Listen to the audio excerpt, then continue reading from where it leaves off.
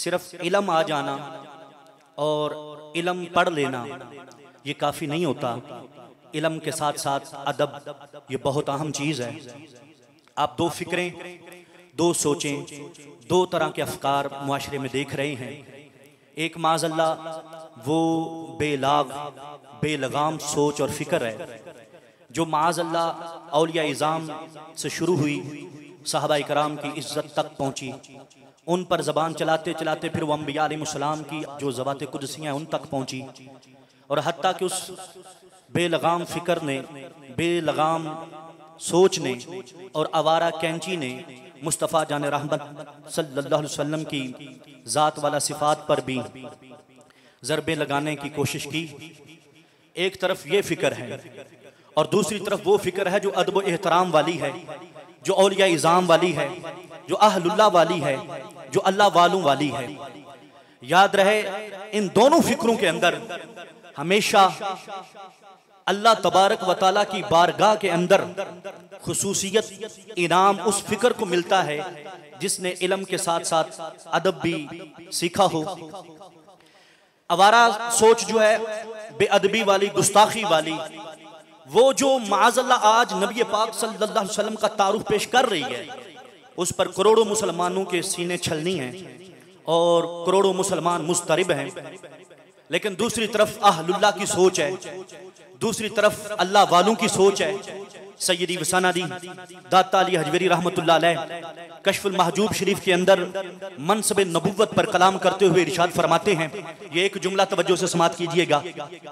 एक तरफ वो मिर्जे की सोच है जो तौहीन अमेज है, दूसरी तरफ हम जो अल्लाह वालों को मानते हैं इनकी सोच है।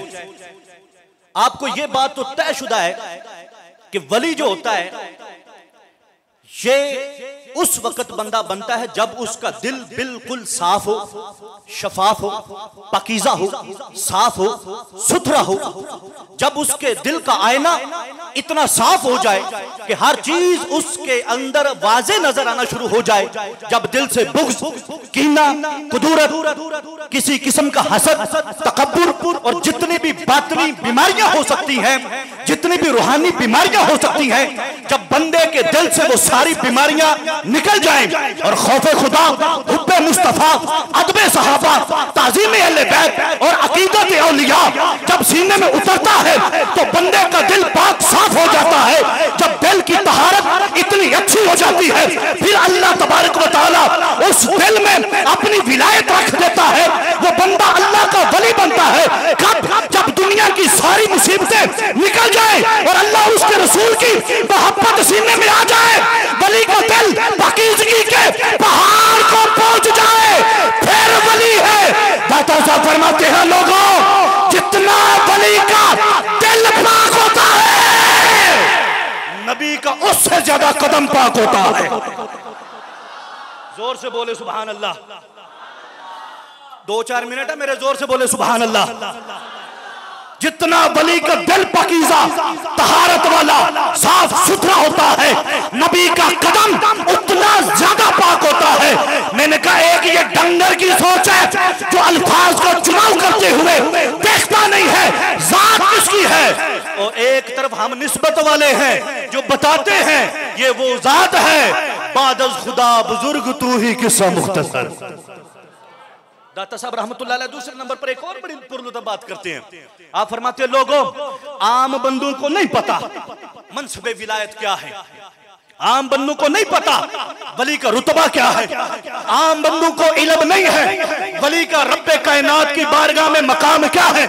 किसी आम को यह खबर नहीं है कि वली अल्लाह की बारगाह में कितना मुकर्रम है, फरमाया किसी को समझ नहीं है कि वली अल्लाह की बारगाह में कितना अजीज है। तो जिस तरह औलिया के बारे में आम लोगों को पता नहीं है कि अल्लाह की बारगाह में कितनी इज्जत वाला है, दाता साहब फरमाते हैं ठीक इसी तरह वलियों को पता नहीं होता कि नबी रब की बारगाह में कितना मुकर्रम होता है। जोर से बोले सुभान अल्लाह।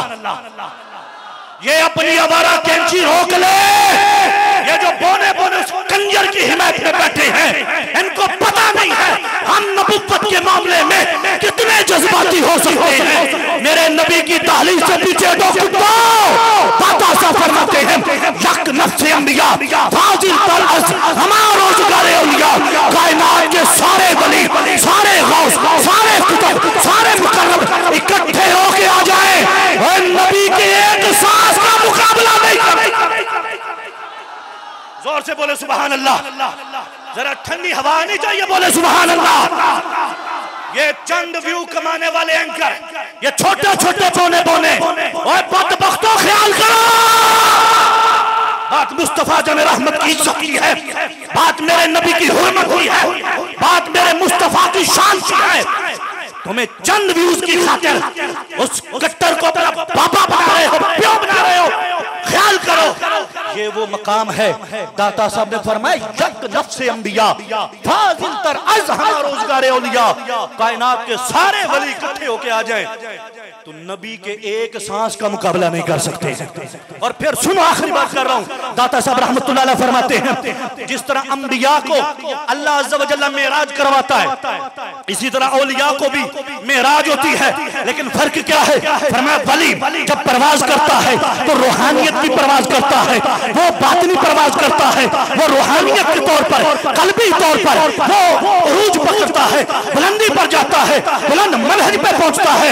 लेकिन जिस वक्त वली रूहानी तौर पर, कल्बी तौर पर, बातिनी तौर पर उरूज पाते पाते इंतहा को जाता है, नबी की मेराज जिस्मानी होती है, वो जहां वली की मेराज की इंतहा होती है, नबी के मेराज की वहां से इब्तिदा हो रही होती है। मनसबे नबूवत समझना है तो इन अहलुल्लाह से समझना पड़ेगा, मनसबे नबूवत समझना है तो दाता साहिब से समझना पड़ेगा, मनसबे नबूवत समझना है तो ख्वाजा साहिब से सुनना पड़ेगा, मनसबे नबूवत को सुनना समझना है तो हाफिजुल हदीस की दहलीज पे आना पड़ेगा। और इनके बस की बात नहीं है। हमारे बुजुर्गों से किसी ने पूछा बताएं मकाम मुस्तफा क्या है, तो उन्होंने फरमाया बड़ी बात पूछ ली है, बैठ तफसील से बताते हैं मकाम मुस्तफा क्या है।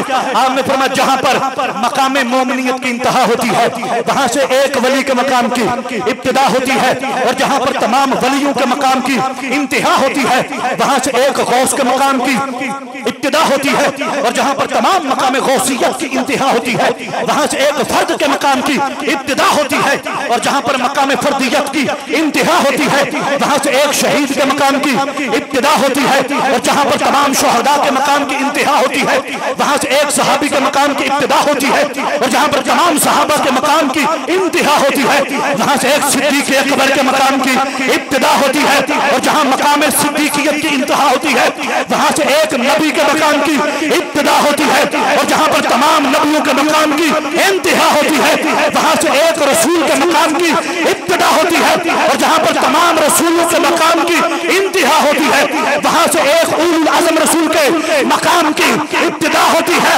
फरमाया जहां पर तमाम उलुल आज़म रसूलों के मकाम की इंतहा होती है, वहां से मकाम मुस्तफा की इब्तिदा होती है। और बेतासन कायनात के अंदर कोई पैदा ही नहीं हुआ जो मुस्तफा के मकाम की इंतहा को जा पहुंचा। जनाबे वाला मनसबे नबूवत हम मुसलमानों का नबी के साथ वो ताल्लुक है, हम अपनी माँ, अपने बाप, अपनी बहन, अपने सारे रिश्तेदारों की तौहीन तो कबूल कर सकते हैं, लेकिन अपने नबी की जरा भर भी तौहीन बर्दाश्त कर सकते हैं? जरा भी तौहीन बर्दाश्त कर सकते हैं? गुस्ताख नबी की एक सजा